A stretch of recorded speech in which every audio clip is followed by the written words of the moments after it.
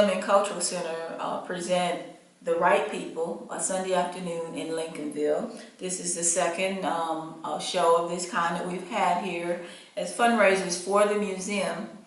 And today what we have is a program that's going to feature a guest author, Larry Baker, who's a Florida novelist who writes fiction. This particular day he's going to talk about the education of Nancy Adams, which is a story that deals with race relations in St. Augustine. Now, but let me tell you the spark for this book, Perception, Reality. I opened up the newspaper, I think it was 1990, St. Augustine Record, and they had a full page of pictures of high school graduating seniors, and then the other page, pictures of high school graduating seniors. Back then there were only two high schools. There was Nice and St. Augustine High. I looked at the graduating pictures for Nice High School. Looked like Iowa. exactly. And I looked at the page that had pictures of the seniors from St. Augustine High, and black and white. And I thought to myself, this is acting. Something about this juxtaposition does not make sense. What's going on here? Sure, county, okay, still, that didn't happen accidentally. Whether there was a big master plan or not, it happened. I thought, this is a very interesting community. And that became the premise of Nancy Adams. So we're down to all these generalizations, my history, and now we're back to being a writer. How do I start a story about being a writer? I wanted to write about a town that has a racial problem it doesn't want to admit. But I thought, I can't really write about St. Augustine anymore because it's larger than even St. Augustine, so I created a town called Fort Jackson. How's that for originality? Fort Jackson. And I wrote one draft of the book and it was no good. For some reason, I focused on the wrong characters. And I had a minor character named Nancy Adams. And I realized, wait a minute, that's the character. So now I want to write about race, but I want to write from literally the first person point of view of a 38-year-old widow. Now the program is hosted by the Right People, and they are going to be speaking for the first hour. Lee Weaver, who is a local writer, playwright, and actor, will be moderating the event. And some of their authors from that particular group, which is a local group of writers, will be speaking, reading some of their personal works.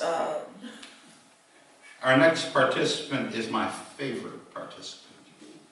She is Nanette Weaver, who was born in the Bronx. I would add she is an invaluable part of my theatrical endeavors as an actor, as an editor, a critic, a roadie, and my very own personal groupie. My wife, Nanette Weaver. I turned to see who'd spoken to me. It was a man. He was pointing to a sign over the water fountain, from which I had just drank. Coloreds only, it read. What exactly did that mean?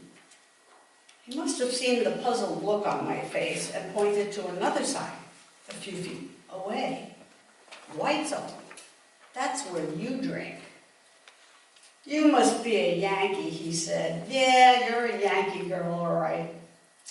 Well, you're in the South now, and you mustn't drink from that colored water fountain. That's for them. We have our own. He doesn't know about, and I call it a spring day in the zoo.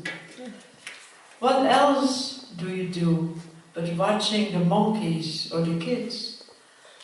Suddenly there's a twist. Two little boys, one white, one black, start dancing on the track. Hear them sing. I am pink, you are black.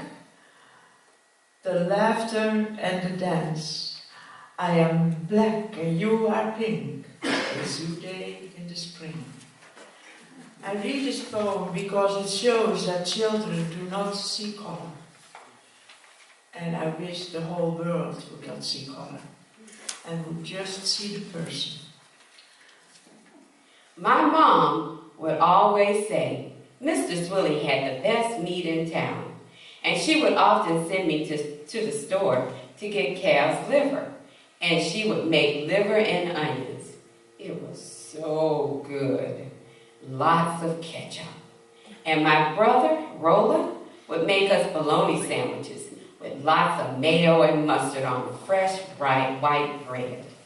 Just thinking about it makes my mouth water. I sure do miss Mr. Swilly's store. It is just an old abandoned building now, with not much value to those who don't know about it and its wonderful history. This was the summer of my 4th year, and it was the summer of 1940, and I got my first look at Miami, heard the ocean, tried to climb a coconut tree, saw my first scorpion, got bit by red ants, and stepped on a sand spur. In segregated Miami, my grandparents owned a typical immigrant grocery store, with living quarters in the back where I napped, I was fed and given baths. The store was on Northwest 14th Street between 3rd and 4th Avenue, right in the middle of Color Town. I played in the streets in the vacant lots with the little black kids who dressed like me. My piece today is framing Lincolnville with words. Framing Lincolnville is like photographing thoughts and memories in words. Lincolnville is truly a timeless place. Looking into Lincolnville is like looking through a Christmas snow globe village. For those of us from afar, for those of us from other places, for those of us who have fallen in love with the essence that is here, for the families and the streets, the schools and the churches, the trees and the neighborhoods. That makes a place, a snowball globe, where only images appear. Boy in our school. My favorite teacher came back into the classroom, shooting his quick, stern glance to the back of the room. We immediately went straight to our seats, all of us, and all of us sat ramrod straight. And my favorite teacher loudly said, "Archie, in the hall!" Archie went into the hall, followed by my favorite teacher. When Archie came back into the classroom, his face was streaked red like cat's whiskers. On both sides of his mouth, the whites of his eyes, now pink, were filled with tears that streamed down his face. My favorite teacher had struck him with his keys. Holding on to the key ring with one finger, he repeatedly, both ways, whipped Archie's face back and forth, back and forth. This is really not my piece. This is a piece written by my husband, Rudolph Israel, who, if he had lived, would have been 100 years old on Wednesday. But he loved to write and talk about his life like Twyla has done, living in Lincolnville. And this is a short excerpt on the house on Dumas Street, which is just a few blocks away.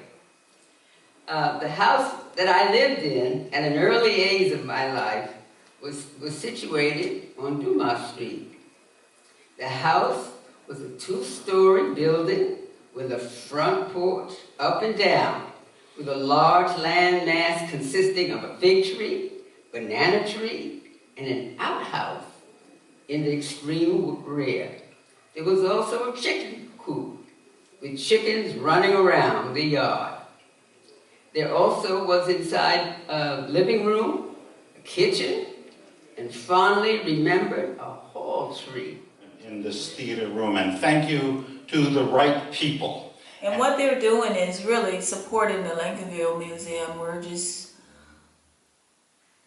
trying to find ways that we can bring people into the community and support the programs that we're trying to offer here, bring more art and culture into Lincolnville area by having programs such as this format that has been successful in the past, And we just applaud the right people for their support and the efforts that they put out to make this a successful fundraiser for the Lincolnville Museum.